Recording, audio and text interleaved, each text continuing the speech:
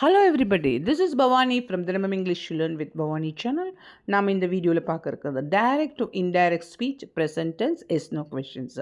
அதாவது டைரக்ட் ஸ்பீச்னா என்ன சொல்கிறாங்களோ ஒருத்தங்க அதை அப்படியே கொண்டு போய் சொல்கிறது தான் டைரக்ட் ஸ்பீச்.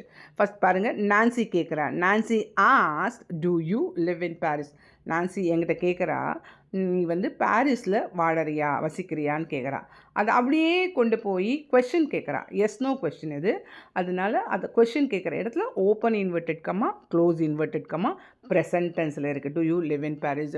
இது இன்டைரக்ட் ஸ்பீச்சில் கொண்டு போய் சொல்லும்போது இந்த do you live yes no கொஷின்ஸ்க்கெலாம் இஃப்னு வரணும். வெதர்னு இல்லைன்னா வெதர் சொல்லலாம். நான்சி ஆஸ்ட், எங்கிட்ட தானே கேட்குறா பாரிஸில் வாழறியான்னு.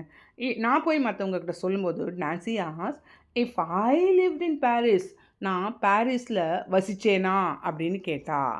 Subscribe for more videos.